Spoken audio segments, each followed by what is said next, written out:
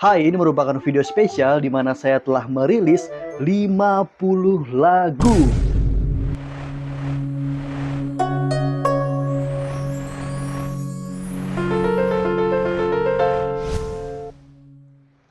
Assalamualaikum warahmatullahi wabarakatuh. Kembali lagi bersama saya Irfan Yazid di dalam konten Doi Diary of Irfan Yazid.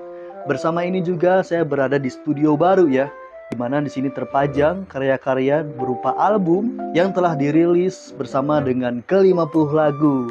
Yap, jadi ini merupakan video spesial memperingati ke-50 lagu Irfan Yazid yang telah dirilis di berbagai platform digital di seluruh dunia. Dengan bangga saya memperkenalkan di sini merupakan logo dari brand Irfan Yazid, diikuti dengan beberapa album yang telah dirilis dari album pertama, kedua, ketiga, album keempat, dan album kelima yang akan rilis pada tahun 2023 sekarang ini. Maka dari itu, untuk memperingati dirilisnya ke-50 lagu karya Irfan Yazid yang terangkum dalam 4 buah album, saya melempar sebuah postingan di mana teman-teman bisa untuk komen, bertanya, dan juga berbagi perasaan. Nah, maka dari itu saya akan coba jawab satu-satu dan tanggapi dari komentar yang telah berkomentar. Selamat karena telah mencapai 50 lagu. Sebuah pencapaian yang luar biasa pada tahun ini. Semoga Bang Irfan Yazid dapat menciptakan lebih banyak lagu lagi.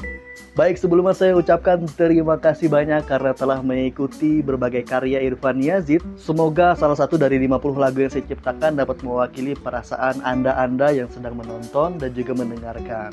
Lagu ke-50 saya tetapkan yang berjudul Kan Satu Milikimu. Bisa dibilang lagu ini merupakan salah satu lagu yang di fase awal. Oke, saya jelaskan supaya lebih terilustrasikan tentang fase-fase dalam saya menciptakan sebuah lagu. Di sini sudah ada 3 buah fase, di mana fase awal saya sebut itu adalah di mana awal-awal saya menciptakan sebuah lagu. Sebenarnya saya sudah menciptakan lagu pada saat saya SD ya, pada saat saya kecil. Karena ayahanda saya waktu itu sedang mengajarkan saya tentang seni musik, terutama ayahanda mengajarkan saya bagaimana cara bermain gitar waktu itu. SD kelas 4. Namun produktifnya saya menciptakan sebuah lagu itu pada saat SMA dan juga SMP. Maka dari itu saya sebut ini merupakan fase awal, di mana rentannya saya bilang ya ini merupakan fase SMA aja. Waktu saya produktifnya menciptakan sebuah karya lagu. Selanjutnya ada fase menengah. Nah, fase menengah ini adalah zaman ketika saya kuliah di Yogyakarta. Di fase menengah ini saya nggak terlalu produktif karena waktu itu saya fokus untuk di studi saya, fokus untuk belajar dan menuntut ilmu sebanyak-banyaknya. Jadi bisa dibilang ini adalah fase yang ya kurang produktif lah. Saya hanya menciptakan beberapa lagu, namun tetap saya simpan sebagai bahan materi lagu yang akan saya rilis di kemudian hari. Lalu masuk ke fase saat ini. Fase saat ini adalah ketika saya bekerja dan juga ketika saya melakukan pelanjutan studi S2. Tapi saya bilang aja nih fase saat ini yaitu fase saya bekerja. Ini merupakan fase di mana saya paling produktifnya, di mana saya juga mengenal tentang distributor musik, di mana saya bisa memanfaatkan ternyata suatu karya atau lagu bisa dikomersialkan atau ditetapkan hak ciptanya. Nah, begitulah fase atau pembagian ketika saya menciptakan sebuah lagu.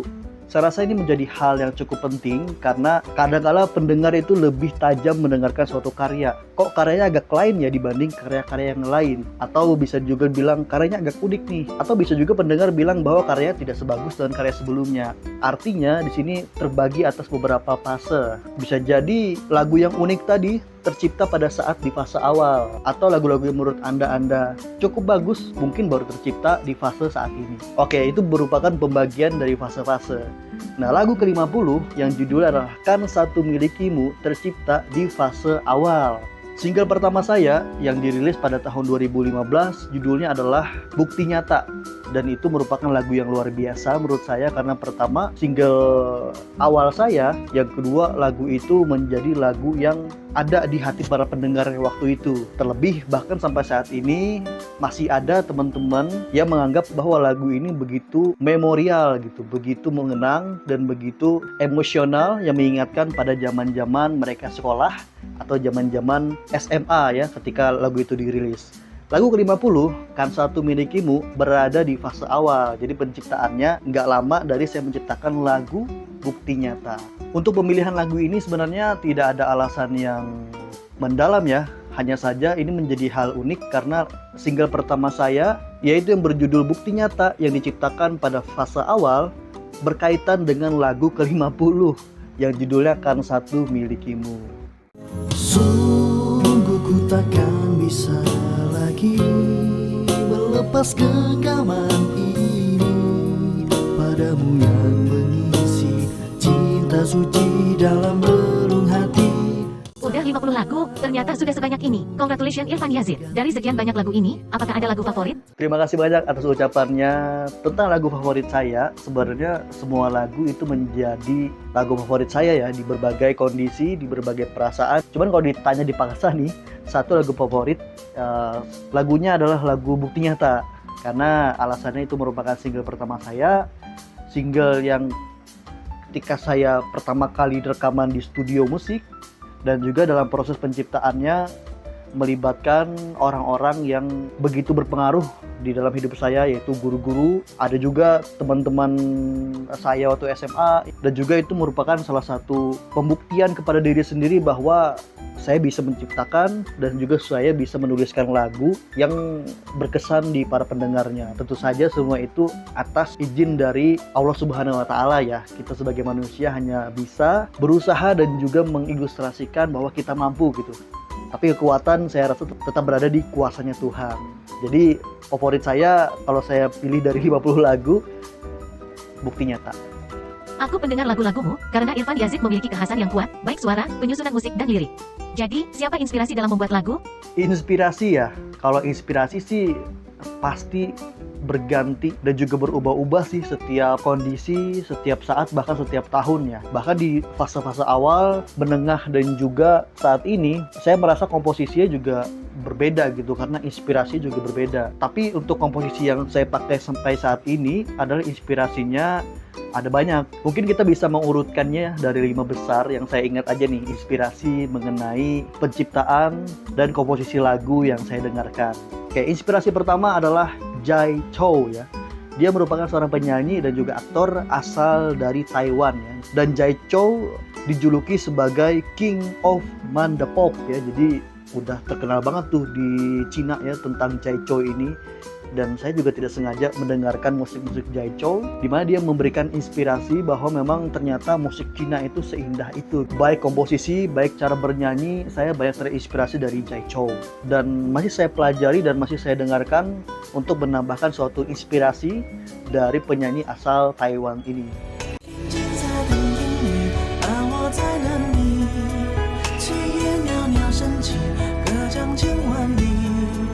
Jay Chou memperkenalkan saya tentang indahnya musik dari Cina. Saya menciptakan lagu yang mendasari hal tersebut seperti judulnya Apa Kabar, Keluarga, dan Semoga Aku Cepat Pulang. Yang kedua, inspirasi saya adalah Nem Wee. Dia merupakan penyanyi asal Malaysia, tapi dia berkebangsaan Cina. Satu hal yang saya salut dari Nem Wee adalah tentang konsistennya. Dia bisa merilis lagu 1 bulan sekali gitu. Jadi saya sangat kagum atas produktivitasnya, dan juga dia adalah orang yang sangat bebas, di mana saya juga terinspirasi tentang menciptakan suatu karya, ya lempar aja dulu gitu. Motivasi saya sampai 50 lagu untuk penulisannya ya, inspirasinya adalah dari Nem Wee, karena dia berprinsip lempar aja lagu-lagu dulu gitu. Dari sekian banyak lagu, mudah-mudahan ada satu lagu yang membuat kamu berkesan di hatimu.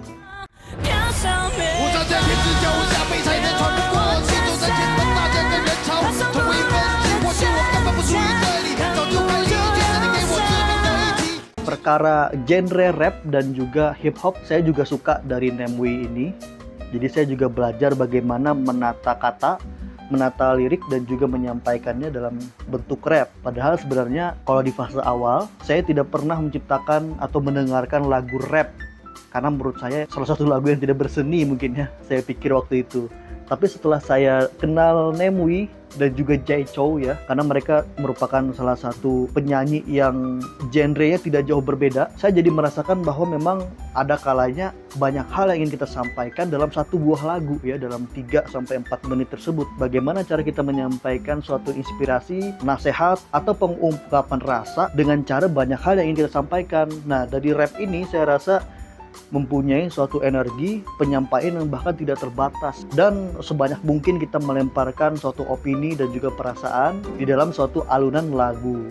Yang ketiga adalah Flow ya. Flow ini merupakan grup band ya asal Jepang. Jadi saya sangat suka sekali mendengarkan dan juga mencari inspirasi dari musik-musik asal Jepang ya, karena mereka begitu inovatif dan juga progresi chord dan nadanya itu unik menurut saya. Jadi banyak banget hal-hal dan penyanyi-penyanyi asal Jepang yang ingin saya serap ilmu musiknya. Salah satunya adalah Flow. Flow ini merupakan band asal Jepang yang sering banget muncul di opening dan ending suatu anime, terutama anime Naruto ya.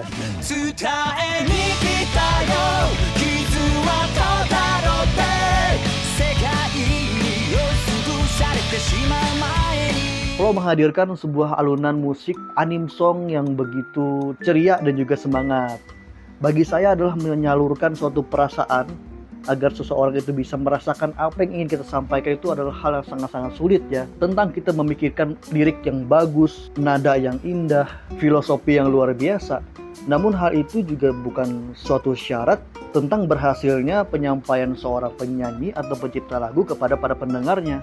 Jadi banyak banget unsur-unsur untuk bisa menyalurkan perasaan dari penyanyi atau pencipta lagu kepada pendengarnya. Dan grup band Flow yang sudah berdiri puluhan tahun, saya merasa bahwa mereka berhasil menyampaikan dengan alunan drum yang begitu cepat dan suara vokal yang sangat-sangat bulat. Akhirnya saya belajar harus bisa lebih intens lagi, menciptakan karya sebebas mungkin, mengeksplor musik seluas mungkin, menulis lirik senyaman mungkin, agar bisa pendengar merasakan dan juga nyaman ketika mendengarkan karya-karya yang dikeluarkan. Yang keempat, Official Hike dan Dizem. Nah, ini merupakan band dari Jepang lagi yang baru-baru ini saya dengar, dan satu hal yang saya ingin belajar dari Official Hike dan Dizem adalah progresi chordnya yang luar biasa. Pun kalau mengerti musik juga ini arahnya kemana, ini arah kemana tidak tertebak gitu. Jadi saya kagum dengan progresi chordnya yang kemana-mana, yang tidak biasa gitu. Nggak cuma C, A minor, D minor, ke G lagi gitu. Tapi Official Hike dan Dizem ini luar biasa kemana-mana gitu. Menghasilkan suatu musik yang megah dan juga unik, tapi tetap enak gitu didengarnya.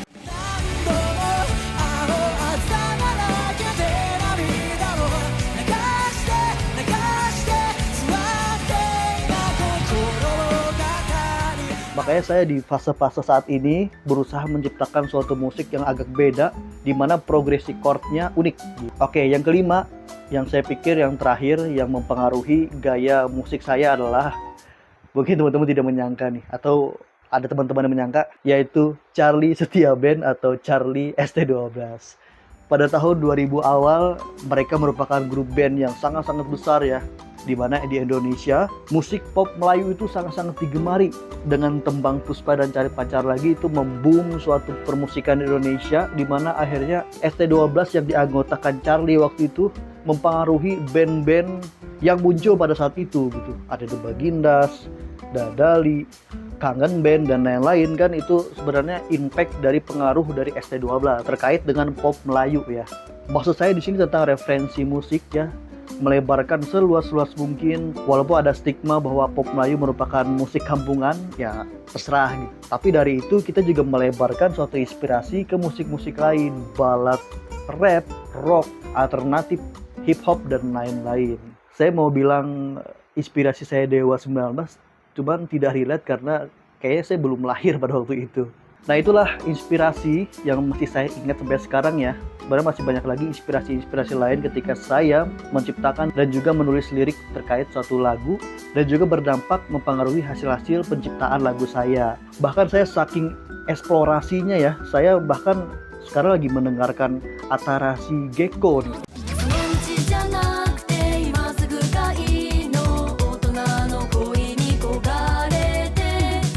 Karena saya rasa itu merupakan suatu musik yang unik, dan mereka juga girl band dari Jepang kan. Yang gue suka dari Irfan Yazid adalah elemen kejutan di setiap lagu barunya. Gue selalu menunggu musik dan genre baru apa lagi nih?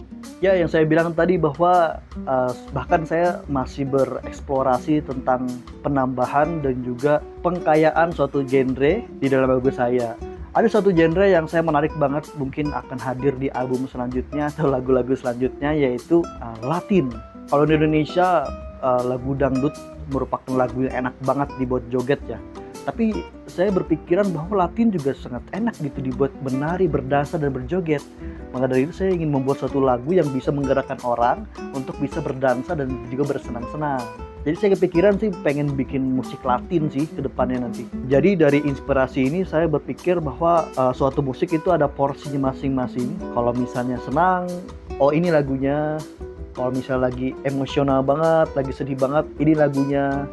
Kalau pengen lagi santai banget, lagi pengen chill, lagi pengen bersantai di antara senja dan sambil menikmati kopi, lagunya ini. Jadi bukan maksud mengkotak-kotakan musik ya, tapi ada suatu porsi-porsi yang kayaknya enak aja gitu dalam suasana ini, dengar lagu ini. Dari situ saya beranggapan bahwa seluruh genre di seluruh dunia ini memiliki peran dan porsinya masing-masing. Maka dari itu saya mempunyai visi di mana saya ingin menciptakan berbagai jenis genre dengan bahasa yang kita mengerti. Karena saya di Indonesia, jadi saya ingin memperkenalkan suatu genre menggunakan bahasa Indonesia, bahasa ibu kita. Lagu teremosional versi Abang. Oke, lagu teremosional versi saya ya. Dari berbagai jenis lagu emosional saya, judulnya adalah Mimpi Seorang Ayah. Jadi lagu ini pertama kali hadir di album pertama, album pertama yang bertajuk Olah Rasa. Lagu ini saya ciptakan khusus kepada ayahanda saya atas rasa kagum dari seorang anak kepada ayahnya. Dari hasil itu ternyata ayahanda sangat senang sekali dengar lagunya.